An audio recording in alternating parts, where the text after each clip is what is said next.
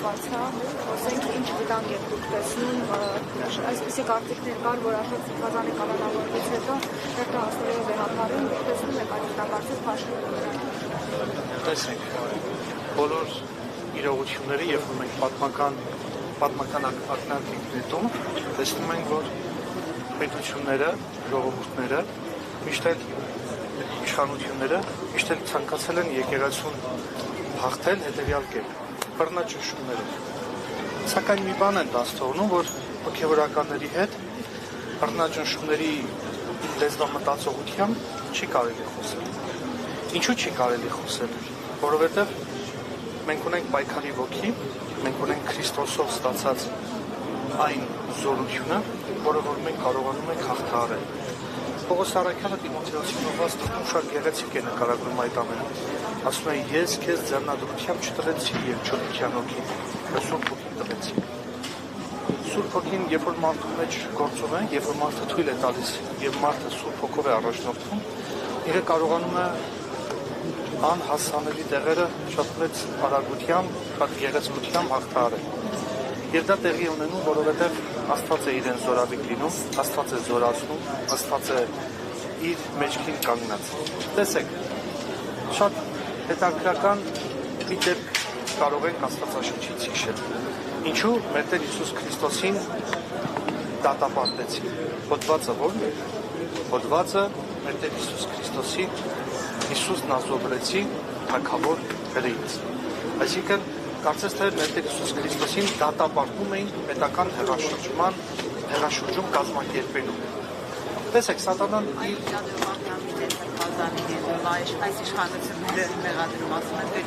Այո, նույն հոդվածն է, որովհետև տեսեք, Սատանան երբեք իր գաղափարը չի փոխում։ Ինքը գործիքակազմներն է փոխում, բայց իր մտածելակերպը նույնն է, որտեղ գիտի, որ իշխանությունները միշտ հակված են աթոռին, այսինքն կարճած են աթոռին, որովհետև իրենց ամբողջ իրականությունը, իրենց ամբողջ ուժը այդ աթոռն, երբ որ աթոռից զրկվեցին, որևէ իշխանություն չեն ունենալու։ Եվ ահա մենք տեսնում ենք, թե ինչպես մեր Տերը հաղթահարելով, Գողգոթայի ճանապարհն անցնելով, մեզ իր ճանապարհը ցույց տվեց, որովհետև ասում է, եթե մեկ իր խաչը չվերցնի եւ ին ետևից չգա, իմ աշակերտը չի կարող կոչվել։ Այսինքն, երբ որ մենք ուզում ենք մեր Տեր Հիսուս Քրիստոսի աշակերտը լինել, ծառան լինել, ինչպես Պողոս Առաքյալն է Գաղատացիների թղթում ասում, ուրեմն մենք պատրաստ պետք է լինենք պայքարի։ Մանկան պետություն եկեղեցի լարված դիմակայություն, ինչ-որ երկ, ինչպես են տեսնում, ո՞րն է երկ։ Վստահաբար ես այդ երկը տեսնում եմ Աստծո օրհնությամբ, աղոթական վիճակով եւ բոլորի աղոթական վիճակով։ Այդ ամենը տեսնում եմ աղոթում եմ, որպեսզի Աստված բոլորի սրտերը բացի, Աստված բոլորի սրտերի մեջ իր ապաշխարող ոգին ներդնի, որպեսզի հասկանա, որ մարդը չի կարող մարդը չել եկեղեցու դը, որովհետև եկեղեցին հիմնված է առաքյալների հիման վրա, որի անկյունակալը Հիսուս Քրիստոսն է։ Գիտեք, շատ-շատերը մոտեցան մեր Տեր Հիսուս Քրիստոսի եկեղեցու վեմին, մեր Տեր Հիսուս Քրիստոսի հարցին, Սուրբ եկեղեցուն, բայց չկարողացան նրա հիմքերը խարխլել, որովհետև եկեղեցին մեր Տեր Հիսուս Քրիստոսի զորությամբ է օժտված։ Տեսեք, երկրի վարչապետը շատ հակասական, հակաստվածաշնչյան մի հայտարարություն է անում։ Ասում է, ես նորոգելու եմ եկեղեցին։ Մարդկային բնությունը իրավունք չի կարող նորոգությամբ զբաղվել, որովհետև նորոգողը միայն ու միայն Աստված է։ Պողոս Առաքյալը հենց նորոգությունը հատկացնում է Սուրբ Հոգուն։ Միայն Սուրբ Հոգին կարող է նորոգել եկեղեցին։ 10 եպիսկոպոսներ են ասում, մենք դրա նորոգման քայլեր ենք անում, դրա համար ենք միացել Փաշինյաններ։ Իրենք էլ ներսում խնդիրներ են տեսել եւ այդ վերանորոգումը, բարենորոգումը չեն տեսել։ Տեսեք, երբեմն ինձ հարց են տալիս, ասում են, դա արդարության ձայնն է, որ շատ նախկին քահանաներ դուրս եկան եւ իրենց բողոքի ձայնը հնչեցրեցին եւ եպիսկոպոսներին, կարգավեհապար հայրապետին եւ մյուս քահանաներին մեղադրելով։ Երբ որ ուզում են, ես սա պատասխանը շատ պարզ եմ տեսնում։ երբ որ ուզում են արդարության ձայնը հնչեցնել, նախ պետք է խոսել իրենց մեղքերի մասին եւ ոչ թե դիմացի մեղքերի մասին։ Ապա դորոթոց տեսնում եմ որևէ մեկին մի քննադատի, որովհետեւ դու տեսնում ես մեղքը, բայց չես տեսնում ապաշխարությունը։ Տեսանք մեղքը, ճիշտ հակառակը, մենք պետք է դիմացինի համար աղոթում բարձրացնենք։ Եթե որևէ մեկը ուզում է, որ քահանան, հոգևորականը կամ եկեղեցին կամ հավատացյալը, առհասարակ որևէ մեկը ապաշխարության ճանապարհն ընտրի, որևէ մեկ իրավունք չունի քննադատելու, այլ ճիշտ հակառակը, միշտ աղոթական վիճակով մենք պետք է հաղթահարենք։ Տեսել ենք խնդիրը, շատ բարի երկրի վարչապետը տեսել է որևէ մի խնդիր, ոչ թե եկեղեցում, որտեղ եկեղեցին չի կարող խնդիր ունենալ, եկեղեցին կատարյալ վարդապետություն ունի, այսինքն եկեղեցին երբեք աստվածաշնչյան ճշմարտությունից չի շեղվել։ Եվ այդ գրության մեջ եպիսկոպոսները երբ որ հանդես եկան ուղիղ վարդապետության։ Տեսեք, որևէ մի հոգևորական վեհապար հայրապետի գլխավորությամբ երբեք չի շեղվել ճշմարիտ վարդապետությունից։ Այսինքն ամենասուրբ յորդության դավանանքից, եկեղեցու դավանանքից, Տեր Հիսուս Քրիստոսի մարդեղացման դավանանքից, հարության դավանանքից եւ այլն։ Այլ տեսեք, այստեղ ամբողջ խնդիրը որն է, որ եթե տեսնում եք որևէ մի խնդիր, որևէ մի հոգևորական, որևէ մեկի ապաշխարեք դրանով։ Խնդրեք ճնշումները եղել նրանց նկատմամբ եւ այն ճնշումները, որ այսօր գործադրվում է կալանավորումները, աշակերտները կալանավորվեց եւ նաեւ ազգային անվտանգության ծառայության աշխատակիցներն են գնում հոգեվորականներին հանդիպում ասում, որ պետք է զեղչի վեհապարյանին, այս ամենը ինչ ազդեցություն է։ Տեսեք, կանոնական վստահաբար հիշում եք մի քանի ամիսներ առաջ երկրի վարչապետը կանոնագիր կայոցը ձեռքը բռնած մտավ ազգային ժողով, հիշում եք։ Ես էլ եմ շատ լավ հիշում եւ կանոնագիր կայոցում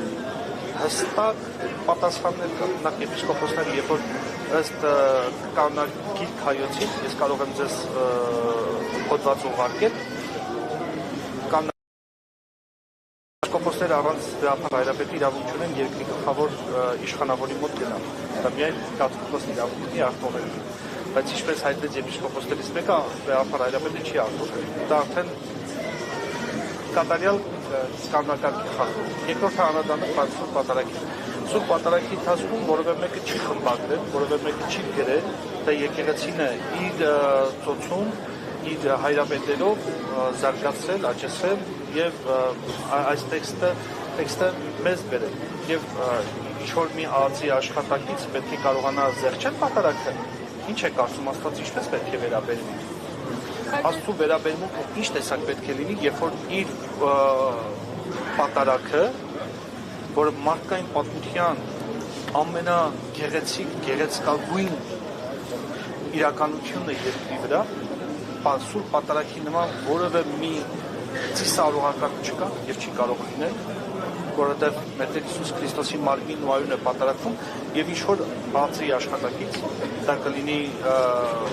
բարձրաստիճան, թե ցածրաստիճան, փորձի պատարագը զեղչել։ Դեք հայր, ինչպես է, ես մի քիչ միացա, ինչպես է ստացվում, որ այն հոգևորականները, ովքեր խնդիր են տեսնում եկեղեցու հարցեր են տեսնում, որոնց համար լուծումներ պետք է լինի,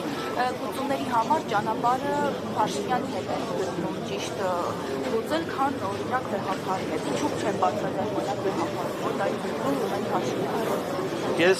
Ես տեսնում եմ հետևյալ կերպ։ Ամեն ինչ պետք է մենք անդրադառնանք մենք ինքներս մեզ։ Յուրաքանչյուրս մեր սիրտը նայի,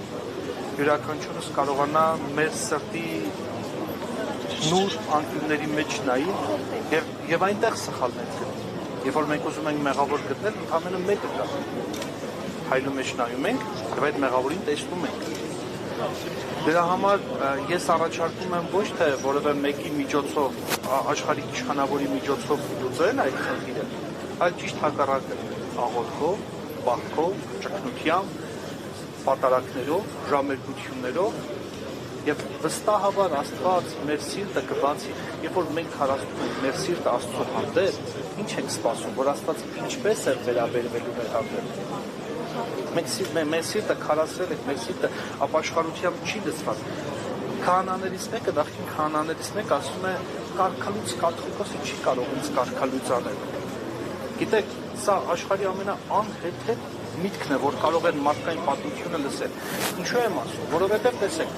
այդ մարդը ձեռնադրվել է Սիոն Սրբազանի կողմից։ Սիոն Սրբազանը ձեռնադրվել է 2001 թվականին Վեհապար Հայրապետի կողմից։ Եպիսկոպոս է ձեռնադրվել, եւ միայն եպիսկոպոսը կարող է ձեռնադրել քահանա։ Ինչպես է ինքը կաթողիկոսին կարգալուց համարում, երբ որ ինքը ձեռնադրվել է մեկի կողմից, որ իրեն է ձեռնադրվել Սիոն Սրբազանը, Սիոն Սրբազանի կողմից է ձեռնադրվել, Սիոն Սրբազանը Վեհապար Հայրապետի։ Եթե Սիոն Սրբազանը, եթե ինքը կաթողիկոսին համարում է կարգալուց եղած, ուրեմն իր ձեռնադրությունը անբավեր է։ Եվ այն մյուրոնով է ձեռնադրվել, որ Վեհապար Հայրապետն է օգնում։ Ուրեմն նախ եւ առաջ ինքը կասկածի տակ է դնում իր քահանայական կոչումը։ Երբ որ ինքը բատարակի ժամանակ զեղչում է Վեհապար Հայրապետի անունով եւ եպիսկոպոսի անունով, դա փաստում է մի բան, որ ինքը չի ընդունում իր քահանայական կարգը, նվիրապետական կարգը, որտեղ այդ ամենը եկել է Վեհապար Հայրապետից։ Վեհապար Հայրապետն է ձեռնադրել եպիսկոպոսներ եւ Վեհապար Հայրապետի ձեռնորդնած մյուրոնով է, որ մենք կարողանում ենք քահանայագործվել։ Շնորհակալ եմ, որ Աստված օրհնի ձեզ։ 168 թեմի հարգելի հետևողներ, այստեղ նաև բարձրաստիճան հոգևոր հայրեր են, Նաթան Սրբազանն է, Աստված օգնական,